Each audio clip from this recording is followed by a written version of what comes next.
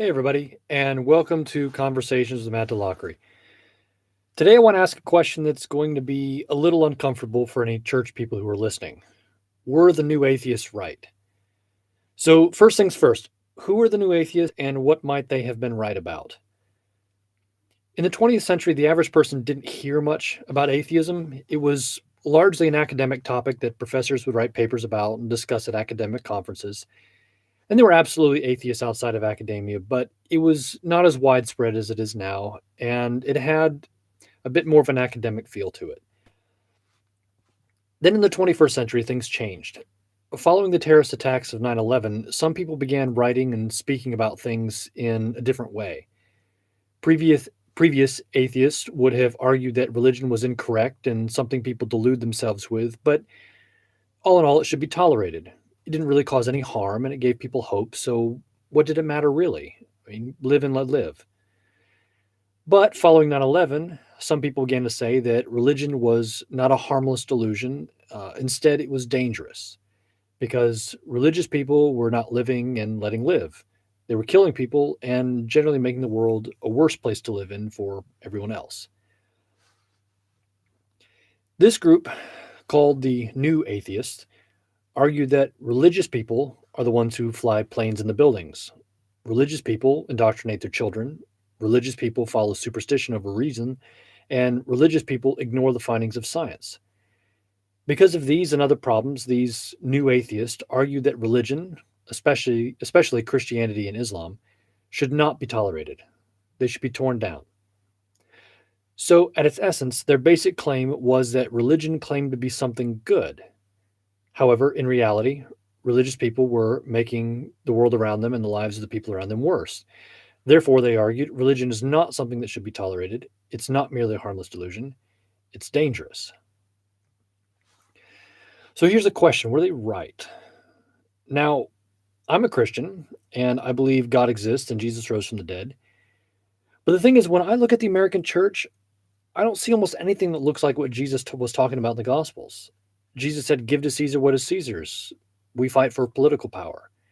Jesus called us to live a righteous life and to reflect God in everything we do. Christian leaders are so regularly brought down by scandal that we barely even blink an eye when the next one falls, simply just because we're so used to it.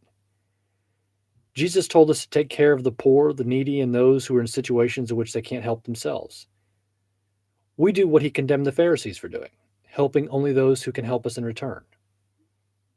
In what way, then, are we doing anything that resembles what Jesus commanded? And if we're not doing what Jesus commanded, are we not a false religion? I think the new atheists were at least partially right. Now, they're absolutely wrong when they say God doesn't exist and Jesus rise from the dead, but they can almost be forgiven for thinking these things, or at least we can understand why it would be very difficult for them to think that a religion like Christianity could possibly be true. Because when they looked at the American church, they saw nothing more than a centuries old superstition that people believed to make themselves feel better. They saw a group of people who shut out all reason, would not listen to experts, convinced themselves that they were the best people in the world and everyone else was less valuable than they were, and decided their way needed to be imposed on everyone else. In looking at how Christians have been acting over the last few years, I have to say I think they were mostly right about the American church.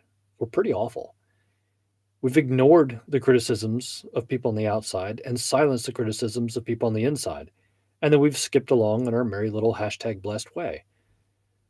The problem is, our problems are becoming so obvious and so serious now that we have no choice but to deal with them or risk everything falling apart. Either we get our act together and put our house in order, or the house will fall. That doesn't mean that Christianity will fall. I don't think it can, because I think it's actually true. But the way we're doing things is about to end. We can either be a part of the change that's coming, or it'll happen to us against our will. The former option's unpleasant. I mean, nobody really likes dealing with unpleasant things, but it is what we need to do. The latter option, though, is much worse. I personally hope that we'll get real about our problems and deal with them head on, but I'm not optimistic about that. I don't think it's actually going to happen. So that's where we are. I know that's not a terribly fun thing to talk about, and those of you who go to church may not be overly thrilled with me saying it, but I think that's the situation we're in. So, what you got? Questions, comments, cries of outrage? Someone said, I'm seeing a lot of words and behavior that directly flies in the face of what Jesus would do. We only want to help people that look, act, and think the same way we do.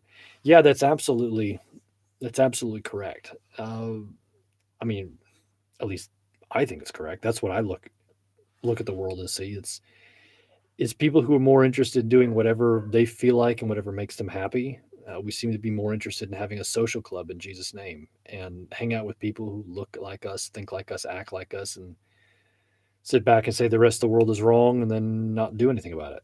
That's that's not how Jesus acted. I don't think that's how he would want us to act. So I've got a question. How do we start to build a foundation as Jesus would?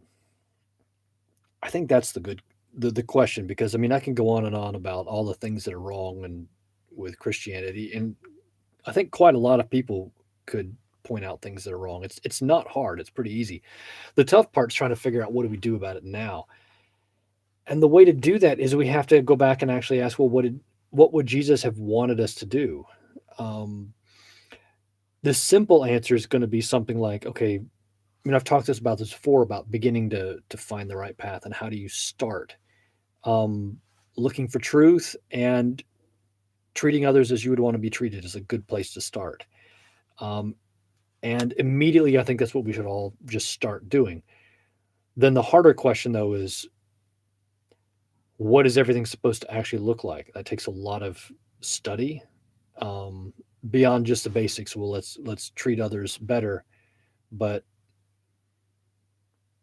there are a lot of complicated questions that can't be solved with a simple answer. So it's going to take a lot of thought, a lot of study and reflection, and we have to be honest about our own failings first, because until we can do that, we're not going to make a lot of progress. So step one is getting ourselves together. When we notice that something is wrong, deal with it.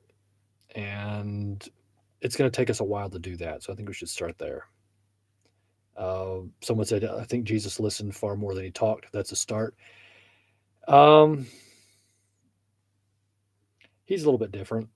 So if he is actually who Christianity said he is, we should absolutely listen far more than we talk. That's how we should start. I don't know if he did that or not, but he was a bit different than we are.